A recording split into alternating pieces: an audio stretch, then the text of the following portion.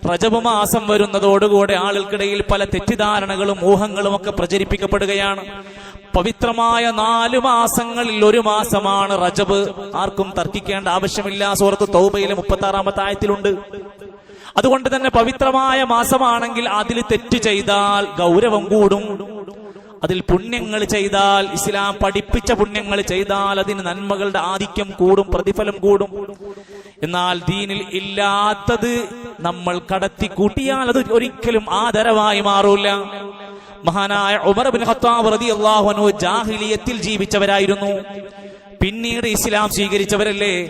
Umar Khattab റളിയല്ലാഹു അൻഹു പറയാറുണ്ട്, ഇന്നമാ റജബുനി, റജബ് എന്ന് പറഞ്ഞാൽ ശഹ്റുൻ കാന യുഅള്ളിമുഹു അഹ്ലുൽ ജാഹിലിയ. പണ്ട് ജാഹിലിയ കാലഘട്ടത്തിൽ റജബ് മാസത്തിനൊരു വല്ലാത്ത പോരിശയുണ്ടാക്കും, ഇല്ലാത്ത പോരിശ ഉണ്ടാക്കും. ഫലമ്മാ ജാഅൽ ഇസ്ലാം, എന്നാൽ ഇസ്ലാം വന്നപ്പോൾ തുരിക്കാം, അതുകൊണ്ട് ഒഴിവാക്കി. ആ ഇല്ലാത്ത പോരിശകളുടെ പേരും പറഞ്ഞുണ്ടായിരുന്ന ചര്യകൾ അവർ ഇസ്ലാമിലേക്ക് വന്നപ്പോൾ ഒഴിവാക്കി. എന്നാൽ ഇസ്ലാം പഠിപ്പിച്ചതായ കാര്യങ്ങൾ എത്രയോ ഉണ്ട്. അതൊന്നും പരിഗണിക്കാതെ, ശ്രദ്ധിക്കാതെ കടന്നു പോവുകയാണ്. തെറ്റായ എന്തൊക്കെ മെസ്സേജുകളാണ് സമൂഹം പ്രചരിപ്പിച്ചുകൊണ്ടിരിക്കുന്നത്. വ്യാജമായ ഇല്ലാത്ത എത്ര ഹദീസുകളാണ് പ്രിയപ്പെട്ടവരെ ഈ കഴിഞ്ഞ ദിവസങ്ങളിൽ പോലും നമ്മുടെ ഫോണിലൂടെ നമ്മൾ എത്ര പേർക്ക് അറിയിച്ചു കൊടുത്തു. ഏറ്റവും പ്രകടമായ ഉദാഹരണമാണ് റജബ് മാസത്തിന്റെ 1-ാം തീയതി ആദ്യമായി അറിയിക്കുന്ന വ്യക്തിക്ക് നരകം നിഷിദ്ധമാണ്. ഇത്ര കേട്ടതോടുകൂടി കൊടുത്തില്ലേ എല്ലാവർക്കും? റജബ് മാസം വരുന്നു എന്ന വിവരം ആദ്യം അറിയിക്കുന്ന വ്യക്തിക്ക് നരകം നിഷിദ്ധമാണ്. എന്താ കൂലി, എന്തു വലിയ പ്രതിഫല പറഞ്ഞിരിക്കുന്നത്. ഇങ്ങനെ ഒരു ഹദീസ് റസൂലുള്ളാഹി സ്വല്ലല്ലാഹു അലൈഹി വസല്ലമയുടെ ജീവിത ചരിത്രത്തിലെ ഒരു റജബിലും നബി തങ്ങൾ പറഞ്ഞിട്ടില്ല. ഒരൊറ്റ പ്രാവശ്യം ഹദീസിലില്ല.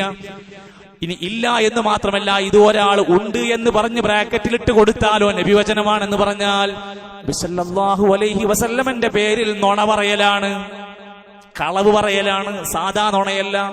റസൂലുള്ളാഹി സ്വല്ലല്ലാഹു അലൈഹി വസല്ലമന്റെ പേരിൽ കളവാണ്. അതും വല്ല ഗൗരവത്തോടെ കാണണം. ഇന്ന് അങ്ങനെയുള്ള ഒരുപാട് മെസ്സേജുകൾ ഈ സ്റ്റാറ്റസ് വീഡിയോകളായി വരാൻ തുടങ്ങിയപ്പോഴാണ് എന്ത് പറഞ്ഞാലും അവസാനം റസൂലുള്ളാഹി സ്വല്ലല്ലാഹു അലൈഹി വസല്ലമ പറഞ്ഞു. ഈ പറയുന്ന പലതും പിന്നീട് നമ്മൾ പരിശോധിക്കുമ്പോൾ ഒരു ഹദീസ് കൊണ്ടുപോലും സ്ഥിരപ്പെടാത്ത വെറുതെ കെട്ടിച്ചമച്ച് പറയാ. ഗൗരവത്തോടെ ശ്രദ്ധിക്കണം. ഈ കാര്യങ്ങൾ ഇങ്ങനെ സമൂഹത്തിൽ പ്രചരിക്കാൻ തുടങ്ങിയപ്പോ പണ്ഡിതന്മാർ എഴുന്നേറ്റു. ആര്? ഈ കേരളത്തിലുള്ളവരൊന്നല്ല. മഹാനായ ഇബ്നു ഹജറുൽ അസ്ഖലാനി റഹ്മത്തുള്ളാഹി അലൈഹി ഒരു ഗ്രന്ഥം എഴുതി. റജബിന്റെ വിഷയം പറയാൻ വേണ്ടി മാത്രം ഒരു ഗ്രന്ഥം എഴുതി. ആ ഗ്രന്ഥത്തിന്റെ പേര് തബീനുൽ അജബ് ബിമാ വറദ ഫീ ശഹ്രി റജബ്. റജബുമായി ബന്ധപ്പെട്ട് വന്നുകൊണ്ടിരിക്കുന്ന കാര്യങ്ങളുടെ നിജസ്ഥിതി പറയാൻ വേണ്ടിയിട്ട് കുറെ നിസ്കാരങ്ങൾ, കുറെ പ്രാർത്ഥന, പിന്നെ കുറെ മെസ്സേജുകൾ ഉണ്ടല്ലോ. അത്തരത്തിലുള്ള ധാരാളം ബിദ്അത്തുകൾ പ്രചരിച്ച സമയത്ത് അദ്ദേഹം എഴുന്നേറ്റ് സംസാരിക്കാൻ ആരംഭിച്ചു. ശൈഖുൽ ഇസ്ലാം ഇബ്നു തൈമിയ റഹ്മത്തുള്ളാഹി അലൈഹി അദ്ദേഹത്തിന്റെ മജ്മൂ അൽ ഫതാവയിലും കൊടുത്തിരിക്കുന്നു, വഅമ്മാ സൗമു റജബിൻ, ഒരാള് റജബ് മാസത്തിൽ പ്രത്യേകമായി ചില നോമ്പുകൾ നോറ്റുകൊണ്ടിരിക്കുന്നു. ബിഖുസൂസിഹി, സാധാരണയൊന്നുമില്ലാത്ത കുറച്ച് നോമ്പുകൾ. ഫഹാദീസുഹു കുല്ലുഹാ ളഈഫത്തുൻ ബൽ മൗളൂഅത്തുൻ, അത്തരം വിഷയങ്ങളിൽ വന്ന ഹദീസുകൾ വ്യാജമാണ്, ദുർബലമാണ്. നമുക്ക് സ്ഥിരപ്പെട്ട ഒരു പണ്ഡിതനിൽ നിന്നും രേഖപ്പെടുത്താൻ കഴിയൂല. സുഹൃത്തുക്കളെ, റജബ് മാസം നോമ്പുണ്ട്. ശ്രദ്ധിച്ചോളി, റജബ് മാസം നോമ്പുണ്ട്. എല്ലാ മാസവുമുള്ള 13, 14, 15 തിങ്കൾ, വ്യാഴം. ഒരൊറ്റ കുട്ടി സ്റ്റാറ്റസ് വെക്കൂല, ആരും പറയില്ല, ഒരു ഖതീബും പറയില്ല നമ്മുടെ നാട്ടിലെ പള്ളികളിൽ. എന്നാൽ 90 നോമ്പ് എല്ലാരും മെസ്സേജ് അയച്ചു, എല്ലാരും തുടങ്ങിക്കഴിഞ്ഞു. പല നാടുകളിലും കച്ചവടം വൈകുന്നേരത്ത് തിരക്ക് തുടങ്ങി. എന്താ തിരക്ക് എന്ന് ചോദിച്ചാൽ പറഞ്ഞപ്പോ നോമ്പ് തുടങ്ങിയില്ല, 90 നോമ്പ് തുടങ്ങിയില്ലേ? 90 നോമ്പ് തുടങ്ങി. ആര് പഠിപ്പിച്ചു?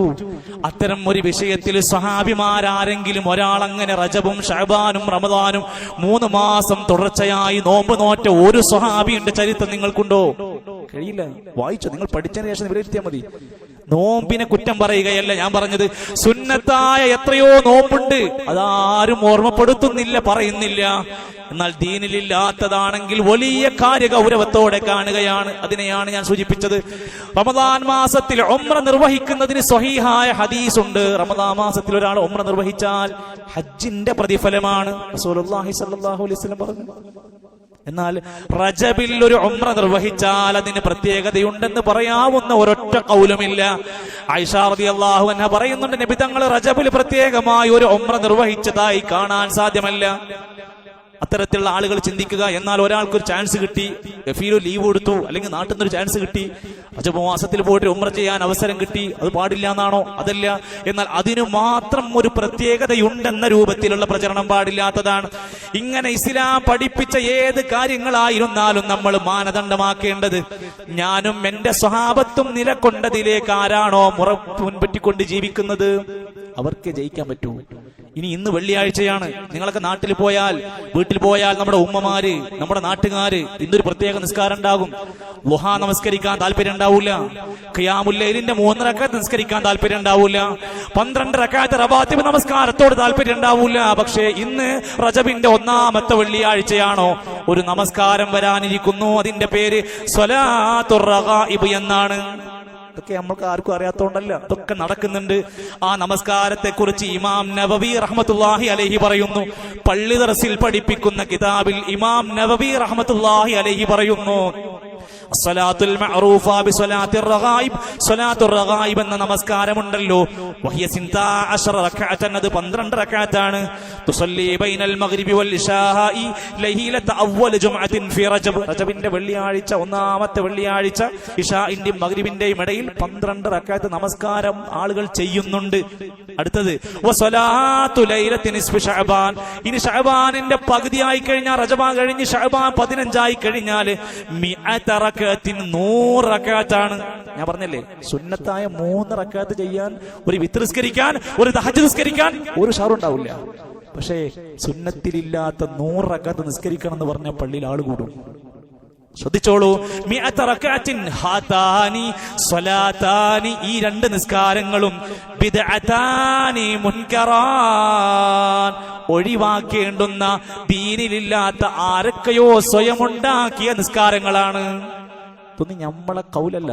ഇമാം നവവി റഹ്മത്തുള്ളാഹി അലൈഹിക്ക് ഇല്ലാത്ത എന്ത് തഖ്വ നമുക്കുള്ളത്? അദ്ദേഹം തന്റെ കിതാബിൽ അത് രേഖപ്പെടുത്തി. ഇത്തരത്തിൽ സമൂഹത്തിൽ പ്രചരിച്ചു കൊണ്ടിരിക്കുന്ന ഏതൊക്കെ കാര്യങ്ങളുണ്ടെങ്കിലും നമ്മൾ അങ്ങോട്ടേക്ക് ചേർത്ത് വെച്ചുകൊണ്ട് മനസ്സിലാക്കണം. റസൂലുള്ളാഹി സ്വല്ലല്ലാഹു അലൈഹി വസല്ലം പറയാത്ത, പഠിപ്പിക്കാത്ത പ്രാർത്ഥനകൾ, അല്ലാഹുമ്മ ബാരിക് ലനാ ഫീ റജബിൻ വ ശഅബാൻ വ ബല്ലിഗ്നാ റമളാൻ. ഒരു ഹദീസിൽ ഇങ്ങനെ ഒരു ഖൗലുണ്ട്. പക്ഷെ ആ ഹദീസ് വെച്ചിട്ട് പണ്ഡിതന്മാര് പറഞ്ഞു, ഈ ഹദീസിന്റെ ഉള്ളിൽ സിയാദുൻ നുമൈരി എന്ന ഒരു മനുഷ്യനുണ്ട്. ആ മനുഷ്യൻ പറയുന്ന വാക്കുകൾ സ്വീകരിക്കാൻ പറ്റുന്നതല്ല, ളഈഫായ കൂട്ടത്തിൽപ്പെട്ടതാണ്. അതുകൊണ്ട് നമ്മളും അത് ഒഴിവാക്കലാണ് നല്ലത് എന്ന് രേഖപ്പെടുത്തപ്പെട്ടതായ ഹദീസ് ഗ്രന്ഥങ്ങൾ കാണിക്കുകയാണ്. മാത്രവുമല്ല, റസൂലുള്ളാഹി സ്വല്ലല്ലാഹു അലൈഹി വസല്ലമക്കും സ്വഹാബത്തിനും പരിചയമില്ലാത്ത ആചാരങ്ങൾ നമ്മുടെയൊക്കെ ഫോണുകളിലും മറ്റുമൊക്കെയായി കാണാം. റജബ് മാസം വരുന്നതോടെ അതിന്റെ ആദ്യ രാവിൽ സൂറത്തുൽ മുൽക്ക് പാരായണം ചെയ്യുക. ഇത് എല്ലാ ദിവസവും ഓതേണ്ട സൂറത്താണ്. ഇതിന് റജബിലേക്ക് മാത്രം ആരെ കൊണ്ടു ചേർക്കാൻ പറഞ്ഞത്? സൂറത്തുൽ മുൽക്ക് മഹത്തരമായ സൂറത്താണ്, ഖബറിന്റെ ശിക്ഷയിൽ നിന്ന് രക്ഷ ലഭിക്കുന്ന സൂറത്താണ്. ഇത് റജബിൽ മാത്രം ഓതേണ്ട ഒന്നല്ല. റജബിന്റെ എല്ലാ ദിവസവും സൂറത്തുൽ ഇഖ്ലാസ് 100 തവണ പാരായണം ചെയ്യുക. ആര് പറഞ്ഞു? ഇതിനൊന്നും തെളിവുകളില്ല, അങ്ങനെ പറഞ്ഞുകൊണ്ടിരിക്കുക. അതേപോലെ തന്നെ റജബിന്റെ ആദ്യ 10 ഉണ്ട്, ആദ്യ 10, നടുവിലെ 10, അവസാനത്തെ 10 ഒക്കെ ഉണ്ട്. റജബിന്റെ ആദ്യ 10 സുബ്ഹാനൽ ഹയ്യുൽ ഖയ്യൂം 100 പ്രാവശ്യം ചൊല്ലണം. ആര് പറഞ്ഞു? എവിടെയാ തെളിവ്? ഏത് സ്വഹാബിയാണ് അത് മാതൃകയാക്കി പഠിപ്പിച്ചത്? സാധ്യമല്ല. നിങ്ങൾ പഠിച്ചാൽ, ഞാൻ വായിച്ചപ്പോൾ ഞാൻ കണ്ടതുപോലെ നിങ്ങൾ തുറന്നു വെച്ച് നോക്കിയാൽ നിങ്ങൾക്ക് പഠിക്കാം. രണ്ടാമത്തെ 10 സുബ്ഹാനല്ലാഹിൽ അഹദിസ് സമദ്, ഒരൊറ്റ ഹദീസ് കൊണ്ട് തെളിയിക്കാൻ പോലും സാധ്യമല്ല. മൂന്നാമത്തെ 10 100 പ്രാവശ്യം സുബ്ഹാനല്ലാഹി റഊഫ്. ഇത്തരത്തിൽ എന്തൊക്കെയാണ്? റജബ് മാസത്തിലെ സുബഹിക്ക് ശേഷം, മഗ്രിബിക്ക് ശേഷം 70 പ്രാവശ്യം അല്ലാഹുമ്മ ഗ്ഫിർ ലീ വർഹംനി വതുബ് അലയ്യ. സ്വയം അങ്ങോട്ട് ഉണ്ടാക്കുക, എണ്ണം നിശ്ചയിക്കുക, സമയം നിശ്ചയിക്കുക, പറയാ. ഇതൊക്കെ ഏറ്റുപാടുന്ന കുറെ ആളുകളുണ്ട്. ഇതൊക്കെ ദീനിലുണ്ടോ? ഇതൊക്കെ സ്വഹാബത്ത് ചെയ്തതാണോ? ഇതൊക്കെ ഇസ്ലാമിലുള്ളതാണോ എന്ന് ചോദിച്ചാൽ ചോദിച്ചവൻ കുറ്റക്കാരനാകുന്ന കാലഘട്ടമാണ്. അങ്ങനെ ചോദിക്കാൻ പോലും പാടില്ല എന്നാണ്. സുഹൃത്തുക്കളെ, അറിയാത്തത് ചോദിക്കണം, പഠിക്കണം. ഇമാം അൽബാനി റഹ്മത്തുള്ളാഹി അലൈഹി പറഞ്ഞ ഒരു ഉപദേശമുണ്ട്, ഇന്നത്തെ കാലഘട്ടത്തിൽ നമ്മൾ വായിക്കേണ്ട ഉപദേശ. അക്സറുന്നാസി അൽയൗം, ഇന്ന് കുറെ ആളുകളുണ്ട്, ലാ യഅ്ബുദൂനല്ലാഹ ബിത്തിബാഇ സുന്നത്തി റസൂലില്ലാഹി സ്വല്ലല്ലാഹു അലൈഹി വസല്ലം. നബി സല്ലല്ലാഹു അലൈഹി വസല്ലമനെ മാതൃകയാക്കിയല്ല അവർ ദീന് പിൻപറ്റുന്നത്. കുറെ ആൾക്കാരുണ്ട് ഇന്നമാ യഅ്ബുദൂനല്ലാഹ ബിഅഹ്വാഇഹിം, സ്വന്തം ഇച്ഛക്കനുസരിച്ച് ഇഷ്ടത്തിനനുസരിച്ചാണ് അവർ പ്രവർത്തിക്കുന്നത്. എവിടെന്നെങ്കിലും കിട്ടിയാൽ മതി, അതങ്ങനെ ചെയ്യണമെന്ന് തോന്നിയാൽ അവനങ്ങ് ചെയ്യും. അതിൽ ഇത്തിബാ ഉണ്ടോ, ഇത് ശരിയാണോ എന്നൊന്നും അവർ പരിശോധിക്കൂല. എന്നാൽ അബ്ദുല്ലാഹ് ബിൻ മസ്ഊദ് റളിയല്ലാഹു അൻഹു പറഞ്ഞു, നമ്മുടെ നബി ഈ ലോകത്ത് നിന്ന് വിട പറഞ്ഞു പോകുന്നതിന് മുമ്പ് ഒരു കാര്യം പറഞ്ഞിട്ടുണ്ട്. അയ്യുഹന്നാസ് ലൈസ മിൻ ശൈഇൻ യുഖർരിബുകും മിനൽ ജന്ന, മനുഷ്യരെ സ്വർഗ്ഗത്തിലേക്ക് നിങ്ങളെ എത്തിക്കേണ്ടുന്ന ഏതെങ്കിലും ഒരു കാര്യമുണ്ടോ? ഞാനത് നിങ്ങൾക്ക് പഠിപ്പിച്ച് തന്നു കഴിഞ്ഞു. ഇനി കണ്ടെത്താൻ പോണ്ട, ഇനി നിങ്ങൾ തെരഞ്ഞു നടക്കണ്ട, ഇനി നിങ്ങൾ പുതിയത് ഉണ്ടാക്കണ്ട. വയുബാഇദുകും മിനന്നാർ, നരകത്തിൽ നിന്ന് നിങ്ങളെ അകറ്റേണ്ടുന്ന എന്തൊക്കെയുണ്ടോ അതൊക്കെ ഞാൻ പഠിപ്പിച്ചിട്ടുണ്ട്. ഇല്ലാഹഖദ് അമർത്തുക്കും ബിഹി, ഞാൻ അത് നിങ്ങളോട് കൽപ്പിച്ചിട്ടുണ്ട്. ചെയ്യാണ്ട കാര്യങ്ങൾ, ചെയ്യാൻ പാടില്ലാത്ത കാര്യങ്ങൾ, ഇല്ലാഖദ് നഹൈതുക്കും മൻഹു, പാടില്ല എന്ന് പറയേണ്ട കാര്യങ്ങളൊക്കെ ഞാൻ പാടില്ല എന്ന് പറഞ്ഞു കഴിഞ്ഞിട്ടുണ്ട്. അതുകൊണ്ട് ഞാൻ പഠിപ്പിച്ച ആ നന്മകളിലേക്ക് വരാനും പാടില്ലെന്ന് പറഞ്ഞതിൽ നിന്ന് വിട്ടുനിൽക്കാനുമാണ് നിങ്ങൾ ശ്രദ്ധിക്കേണ്ടത്. എണ്ണം എത്ര കുറവാണെങ്കിലും, ആളുകൾ എത്ര കുറവാണെങ്കിലും, സുന്നത്തിനോട്, സ്വഹാബത്തിനോട്, താബിഈങ്ങളോട്, ഇമാമിങ്ങളോട് യോജിക്കുന്ന ആ ഗണ്യമായ അഭിപ്രായങ്ങളോടാണ് നമ്മൾ മുന്നോട്ട് പോകേണ്ടത് എന്ന് ഈ വിഷയം നമ്മെ ഓർമ്മപ്പെടുത്തുകയാണ്. അല്ലാഹു സുബ്ഹാനഹു വ തആല ദീനിലുള്ള പഠിപ്പിച്ച സുന്നത്തുകളെ നല്ല താല്പര്യത്തോടെ മുറുകെ പിടിക്കാനും, ദീനില്ലാത്ത ഏതേത് കാര്യങ്ങളാണെങ്കിലും അതിനെ മാറ്റിവെക്കാനും, നരകത്തിൽ നിന്ന് രക്ഷപ്പെടാനും വേണ്ടിയുള്ള ശ്രമങ്ങൾ നമ്മുടെ മനസ്സിൽ എപ്പോഴും ഉണ്ടാകുന്ന ആ രൂപത്തിലുള്ള ഈമാൻ അല്ലാഹു നമുക്ക് അധികരിപ്പിച്ച് നൽകുമാറാകട്ടെ.